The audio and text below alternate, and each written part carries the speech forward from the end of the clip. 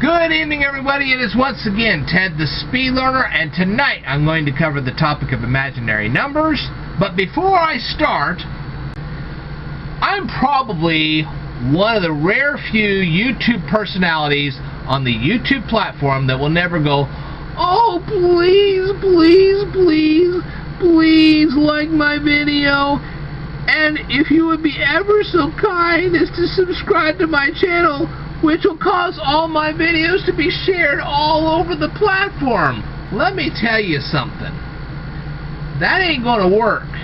And I'll tell you why. Because YouTube cannot determine what they need to determine, which is whether my videos are keeping you guys on their platform by the use of the like buttons and the subscribe buttons. Okay? Now, why do these people tell you this? Well, number one, it extends the watch time on their videos, which I'll tell you a little later why that would have an effect. But anyway, the other thing is that the like button itself, you could flip through things all day long, just go like. It's not going to tell YouTube anything, okay? Now, as for the subscribe button, that's a little different story. Have you noticed that when you hit the subscribe button now, this little menu pops up and it sets your bell notifications? There you go. That's why they're telling you that. Now, the bell notifications might tell YouTube something about how popular your channel is, and they might want to share your videos because of it. Okay? But what will cause YouTube to share your videos?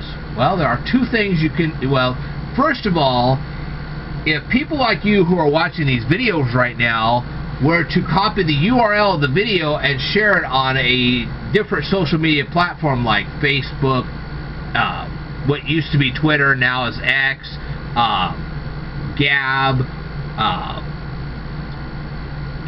you got Truth Social, Instagram, Threads, whatever you want to share it on, that would get your video shared more. Okay?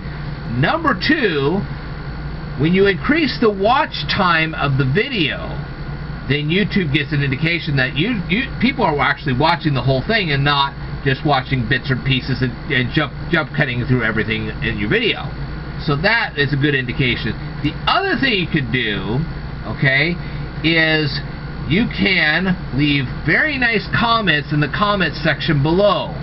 And what that tells them is you were engaged, you watched, you replied, you really liked the content that you were watching, and that helps your ratings as well. So really what you really want to do if you want to increase, if you want to motivate YouTube to share your videos more often, watch the videos all the way through.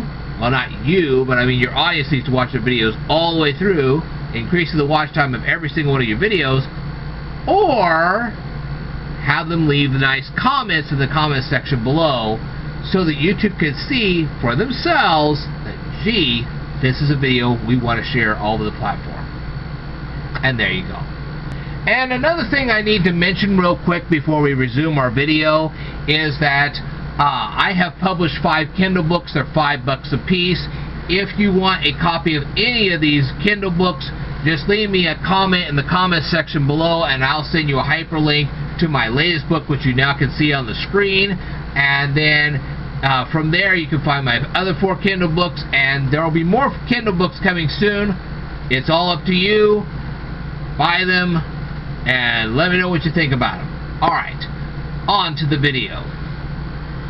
As I stated in my video about negative numbers, math experts like Euclid didn't consider negative numbers real numbers, and that became a problem.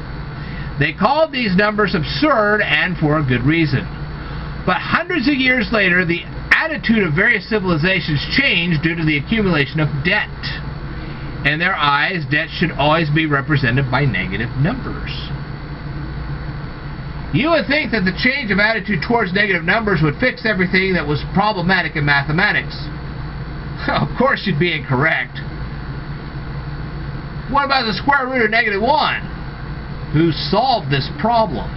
Well, let me introduce you to a guy. He was a ballistics expert, and his name was Niccolo Tartaglia.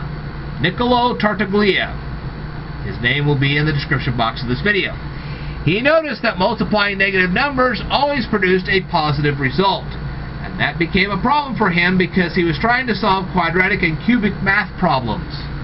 So he decided to label the square root of negative 1 as I. So anytime you see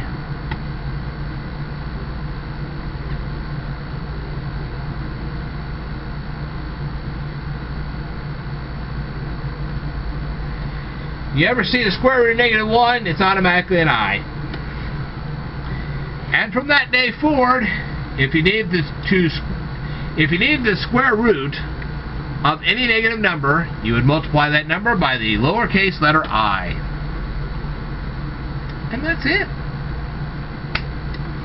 Alrighty, if you want to do more research on that, I highly recommend you do so. I will tell you more in a future video, so I'd like for you to stay tuned.